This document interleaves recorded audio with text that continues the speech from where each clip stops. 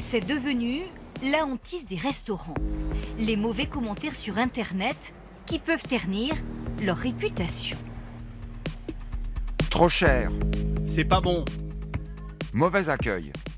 Attente interminable.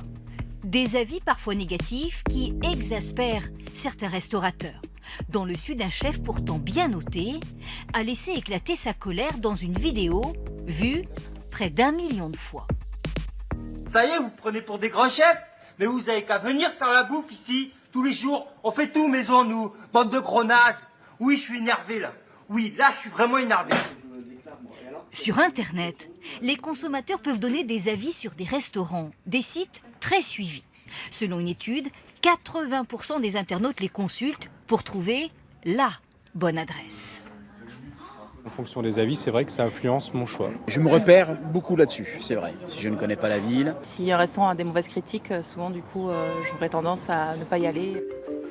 Les commentaires des clients, leurs étoiles, leurs notes, aboutissent à un classement des restaurants dans chaque ville. Quelles conséquences sur les restaurateurs? À Metz, dans une petite rue, cette adresse. Alors qu'il a beaucoup d'avis positifs sur l'un des principaux sites, l'établissement est passé de la 11e à la 27e place. C'est un peu mal du jour au lendemain de se retrouver en fin de compte de 11e en se levant, on se dit on regarde 27e, on n'a pas compris quoi. Conséquence immédiate sur le chiffre d'affaires, moins 15% en l'espace d'un mois. On a des clients habitués, mais pour le passage, quand on cherche sur certains sites de référence, on ne nous trouve pas tout de suite. Donc on ne va pas faire 36 restaurants pour savoir où on manger à midi, quoi. Alors, quelles sont les armes des restaurateurs face aux sites et aux mauvais commentaires? Près de Perpignan, Hervé Montoyo s'est emporté il y a 4 ans en découvrant un commentaire excessif. J'ai eu un avis sur un site où on disait que attention arnaque. Donc ça m'a fortement irrité, surtout que j'ai trouvé ça injuste puisque vous voyez on travaille des produits ferrés, on se donne du mal. Suite à cet avis, des clients en moins et 5 000 € de perte de chiffre d'affaires. Il porte plainte, obtient le retrait du commentaire et 5 000 € de dommages et intérêts parce que le mot arnaque lui a porté préjudice. Le parcours du combattant a duré 13 mois. On est des petits chefs d'entreprise, on a autre chose à faire que de se battre pour... On n'a pas envie de se battre, quoi. C'est un peu... voilà, c'est humiliant, ça donne envie de vomir, les gens qui se comportent comme ça. Tout se passe bien ? Aujourd'hui, un restaurant ne peut pas refuser d'apparaître sur ses sites au nom de la liberté d'expression.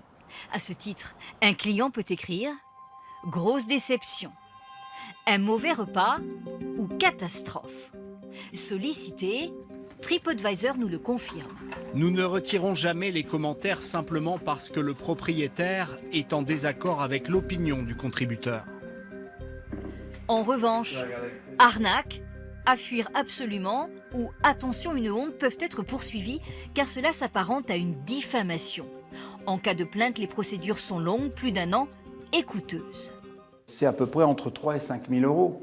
Et donc ça représente quand même un investissement pour la personne pour obtenir réparation. Pour éviter les procédures compliquées, certains restaurateurs font appel à des professionnels. Ils répondent à chaque commentaire. Sur cet écran, les avis 2000 par mois sur une chaîne de restaurants. Exemple, celui-ci dénonce le service. On va la remercier pour sa fidélité et puis on va lui dire que son message sera remonté aux équipes en salle. Répondre, un impératif selon l'agence. La seule chose qu'il peut faire, c'est de montrer à l'ensemble des autres internautes, ceux qui vont lire cet avis déplaisant, que la marque est sensible à l'avis, qu'elle est sensible à ses clients et s'excuse s'il y a eu une erreur. Avoir le dernier mot, c'est le plus important pour récupérer les déçus et espérer séduire de nouveaux clients.